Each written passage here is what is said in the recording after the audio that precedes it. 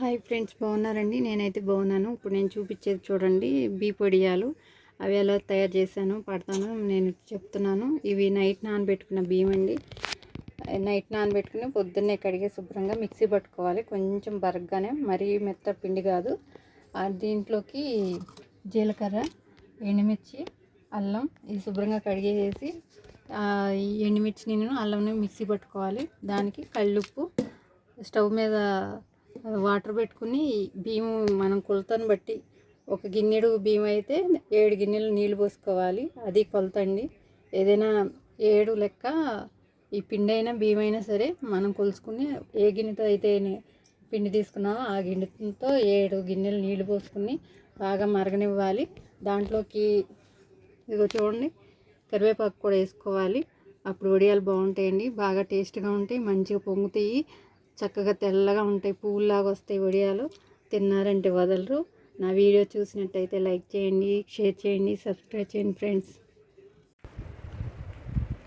ఇదిగో ఫ్రెండ్స్, ఎసరైతే కాగింది. పెట్టిన వాటర్ కలిపిలాడినాక మనం పట్టుకున్న పిండి ఉంది కదా, మిక్సీలో పట్టిన పిండిని పోసేసాను.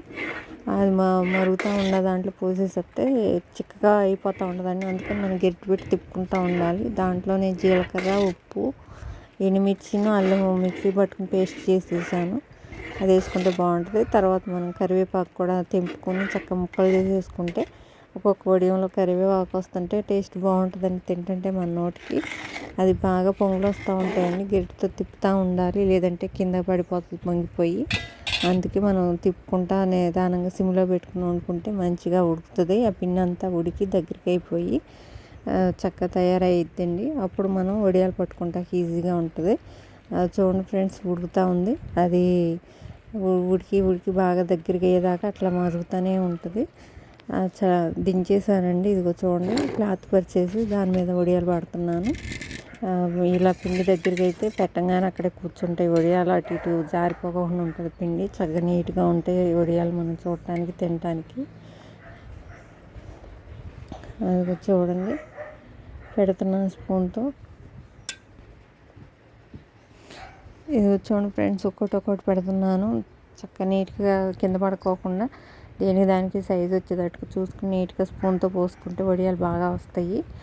కాకపోతే కాలుతూ ఉంటుందండి, వేడి మీద పోసేయాలి, చల్లారకూడదు. చల్లారితే మళ్ళీ చిక్కగా అయిపోయింది, అది మా పిండి ముద్దలాగా అయిపోతుంది. అందుకని మనం వేడిగా ఉన్నప్పుడే స్పూన్తో వేసేయాలి. వేసేసుకుంటే అట్లా సైజు మనకు నచ్చిన సైజులో వేసుకుంటూ ఉంటే చక్కగా నీట్గా ఉంటాయి వడియాలు. ఇవైతే చాలా టేస్ట్గా ఉంటాయి ఫ్రెండ్స్, పిండి వడియాలు.